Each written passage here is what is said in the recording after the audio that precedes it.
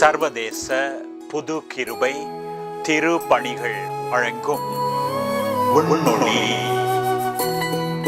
விண்ணொளி எனும் இந்த 15 நிமிட நேர நிகழ்ச்சியை சனி ஞாயிறு தினங்களில் காலை 7 மணிக்கும் திங்கள் முதல் வெள்ளி வரை காலை 8 மணிக்கும் festaudio.net மற்றும் LTR.fm போன்ற இணையதளங்களிலும் இன்னும் இணைய வானொலியிலும் கேட்டு பயனடையலாம்.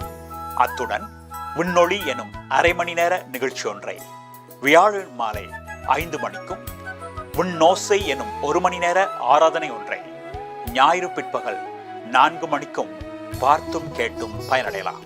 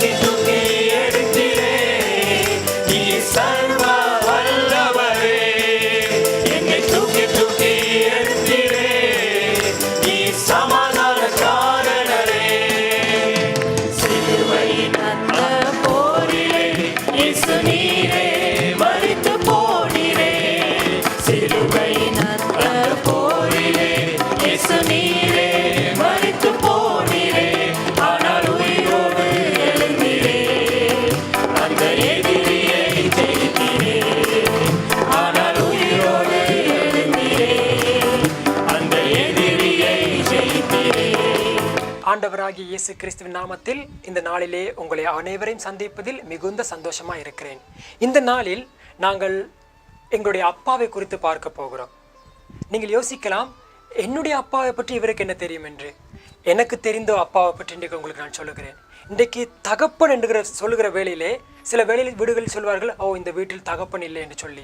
ஏனென்றால் அது தெரியும், தகப்பன் இல்லாத வீடு எப்படியா இருக்கும் என்று சொல்லி. எனவே தகப்பன் ஒரு முக்கியமானவர் என்பதில் எங்களுக்கு எந்த சந்தேகமும் இல்லை. இந்த நாளில் அநேகர் சொல்லக்கூடும், இந்த நாட்களில் எத்தனையோ விதமான வியாதிகள் வருகிற வேளையில், இது உங்களுடைய தாத்தாவுக்கு இருக்கிறதா அல்லது உங்களுடைய தகப்பனுக்கு இருக்கிறதா என்று சொல்லுவார்கள். ஆனால் ஒரு விதத்தில் அது உண்மையா இருக்கிறது. ஏதோ ஒரு விதத்தில் ஒரு வியாதி அந்த முழு சந்ததிக்கும் தொடர்ச்சியாக வந்து கொண்டிருப்பது உண்மை என்பது நீங்களும் நாங்கள் நம்புகிறோம். ஆனால் அது எவ்வளவு உண்மையோ அதே உண்மை இன்னும் ஒரு விதத்தில் நாங்கள் பார்க்க வேண்டியதாக இருக்கிறது. அதாவது இந்த நாளில் நாங்கள் ஒரு வசனத்தை வாசிப்போம். ரோமர் 8ஆம் அதிகாரம் 14வது வசனம். மேலும் எவர்கள் தேவனுடைய ஆவியினாலே நடத்தப்படுகிறார்களோ அவர்கள் தேவனுடைய புத்திரராய் இருக்கிறார்கள். இன்றைக்கு எங்களுடைய தகப்பன்மாரிடத்தில் இருக்கிற எல்லா குணங்களும் எங்களிடத்தில் வருவது இயல்பு. அவர்களுக்கு வருகிற சில வியாதிகள் எங்களுக்கு வருவதும் இயல்பு. அது எவ்வளவு உண்மையோ அதே போல் எங்களுடைய பரம தகப்பன், எல்லா தகப்பனுக்கும் மேலான ஒரே ஒரு தகப்பன் தேவன், அவருடைய காரியங்களும் எங்களுக்கு வர வேண்டும். இது எந்த அளவுக்கு உண்மையோ அதே போல அதுவும் அத்தனை உண்மையா இருக்கிறது. இன்றைக்கு யாரும் சொல்லலாம் உங்களுக்கு, ஓ உங்களுடைய ஜெனரேஷன்ல இந்த காரியம் இருக்கிறதா, நீங்க சொல்லுங்க. அப்படி இருந்தது. ஆனால் நான் இயேசு கிறிஸ்துவை ஏற்றுக்கொண்டனோ அன்றைக்கே நான் மரித்து திரும்பவும் உயிரோடு எழும்பியிருக்கிறேன். ஏனென்றால் எங்களில் அநேக பேர் ஞானஸ்தானம் நாங்கள் எடுத்திருக்கக்கூடும், அல்லது ஞானஸ்தானம் எடுத்து இல்லாவிட்டாலும் இயேசு கிறிஸ்து யாரென்று எங்களுக்கு தெரிந்திருக்கும். ஆனால் இயேசு கிறிஸ்துவை நாங்கள் எவ்வளவு விசுவாசிக்கிறோமோ, இவர் தான் எனக்கு எல்லாமே என்று சொல்லுகிற வேளையிலே உங்களுடைய பழைய வாழ்க்கை மறிக்கிறது. அந்த மறிக்கிற வேளையிலே உங்களுடைய ஜெனரேஷன்ல இருந்த அத்தனை காரியங்களும் மறித்து போகிறது. நீங்கள் திரும்ப உயிரோடு எழும்புகிறீங்க.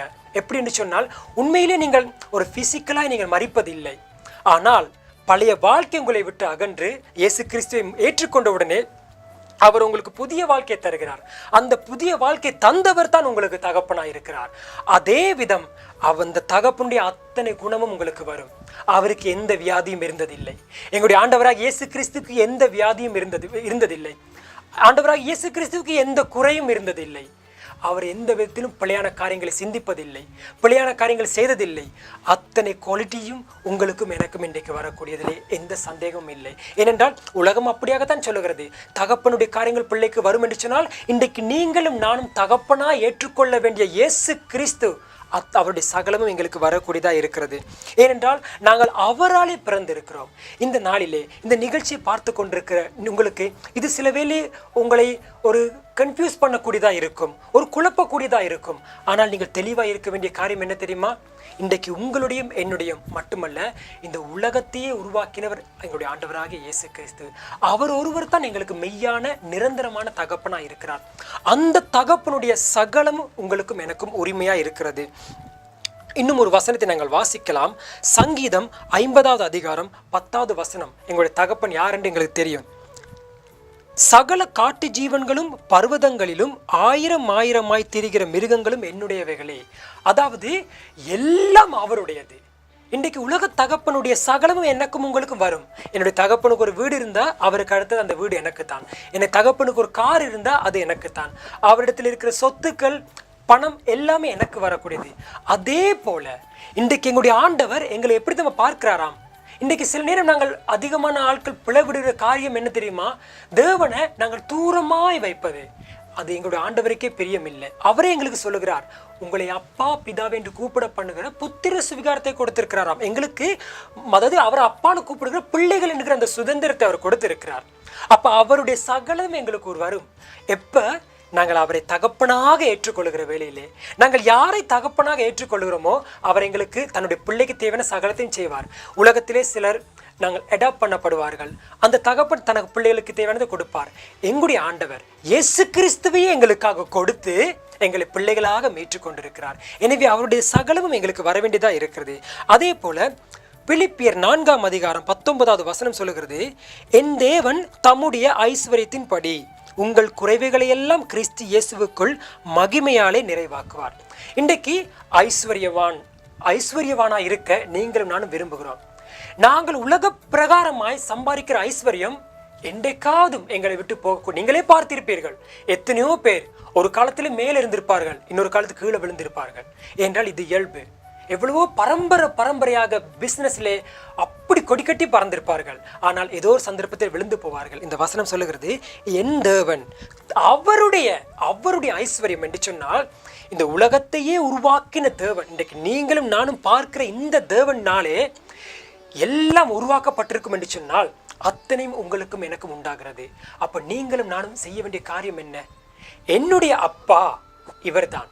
இயேசு கிறிஸ்து அவர் கடவுள் அல்ல, அவர் ஒரு தேவன் மட்டுமல்ல, எனக்கு தகப்பனா இருக்கிறார். அவரை அப்பான்னு கூப்பிடுகிற புத்திர சுவிகாரத்தை கொடுத்திருக்கிறார். மட்டுமல்ல, அவர் உண்மையான உள்ளத்தோடு நீங்கள் அவரை அப்பாவாக ஏற்றுக்கொண்டு பாருங்களேன். அவர் ஒரு உண்மையான பிள்ளைக்கு என்ன செய்ய வேண்டுமோ அத்தனையும் உங்களுக்கு செய்வார். ஏற்றுக்கொள்வோமா? கண்களை மூடுவோம். அன்புள்ள அப்பா, உங்களை அப்பாவாக எங்களுக்கு கிடைத்தது நாங்கள் செய்த பாக்கியம். இந்த அப்பா என்கிற இந்த ஸ்தானத்தை எங்களுக்கு கொடுப்பதற்காக உங்களுடைய சொந்த குமாரனாகிய இயேசு கிறிஸ்துவை எங்களுக்காக இந்த உலகத்திலே அனுப்பி இந்த உலகத்திலே சகல பாடுகளையும் அவர் அனுபவித்து சிலுவையிலே கொடூரமான ஒரு மரணத்தை ஏற்றுக்கொண்டீங்கப்பா. காரணம், நான் உங்களை அப்பாவென்று கூப்பிட வேண்டும் என்பதற்காக. நாங்கள் இழந்து போன சகல ஆசீர்வாதத்தையும் எங்களுக்கு திரும்ப தருவதற்காக. ஐயா, நீங்கள் எங்களை எப்படி ஆசீர்வதிக்கிறீங்க? உங்களுடைய ஐஸ்வர்யத்தினால் எங்களை ஆசீர்வதிக்கிறீங்க. இந்த நாளிலே எனக்கு ஒரு தகப்பன் உண்டு. நாங்கள் சொல்லுகிறோம், அப்பா, நாங்கள் அப்பா இல்லாத பிள்ளைகள் அல்ல. எங்களுடைய அப்பா பெரியவர். என்னுடைய அப்பா தான் இந்த உலகத்தையே உருவாக்கினவர். அவருடைய சகல சொத்துக்கும் நான் அதிபதி. என்னுடைய வாழ்க்கை நீ மாறப்போகிறது, மாற வேண்டும். எனவே சுவாமி, நான் உங்களை அப்பாவாக ஏற்றுக்கொள்ளுகிறேன் தகப்பனே. ஏனென்றால் நீங்கள் என்னை முதலாவது பிள்ளையாக ஏற்றுக்கொண்டு விட்டீங்க. நான் உங்களை அப்பாவாக ஏற்றுக்கொள்ளுகிறேனோ இல்லையோ, நீங்கள் எங்களை பிள்ளையாக பார்க்கிறீங்க. எனவே நானும் உங்களை அப்பாவாக ஏற்றுக்கொண்டால் அதனுடைய சகல ஆசீர்வாதமும் அதனுடைய சகல ஐக்கியமும் அந்த அன்பும் இன்னும் பெருக போகிறதப்பா. என்னுடைய வாழ்க்கை இன்னும் பிரகாசிக்க போகிற தயவுக்காக நன்றி. இயேசு கிறிஸ்துவின் நாமத்தினால் எடுக்கிற நல்ல பிதாவே, ஆமென்.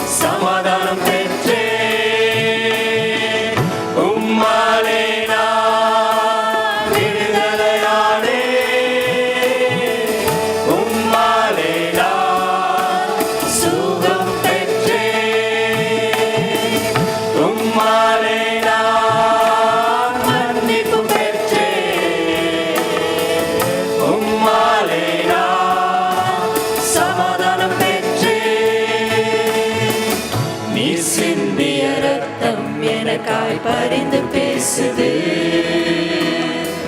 நீ சிந்திய ரத்தம் இளமெனை வாழ வைத்தது. நீ சிந்திய ரத்தம் எனக்காய் பரிந்து பேசுது. நீ சிந்திய ரத்தம் இளமெனை வாழ வைத்தது. நல்லது நேயர் சகோதர சகோதரிகளே, மீண்டும் நாளைய தினம் இதே நேரம் மற்றும் ஒரு விண்ணொளி காலை சிந்தனையை சந்திப்போம். உங்களுடைய கருத்துக்களை எம்முடன் பகிர்ந்து கொள்ள அல்லது உங்களுக்காக நாம் பிரார்த்திக்க வேண்டும் என விரும்பினால் mail@newgraceministries.org என்னும் இணைய முகவரிக்கு அனுப்பி வையுங்கள். அல்லது தொலைபேசி மூலம் தொடர்பு கொள்ள வேண்டுமானால் 044486463419 என்னும் இலக்கத்துடன் தொடர்பு கொள்ளுங்கள். மீண்டும் சந்திக்கும் வரை கர்த்தர் தாமே உங்கள் ஒவ்வொருவரையும் ஆசீர்வதித்து நடத்துவாராக என்று வாழ்த்துக்கள் கூறி நன்றியோடு விடைபெற்றுக் கொள்கின்றோம்.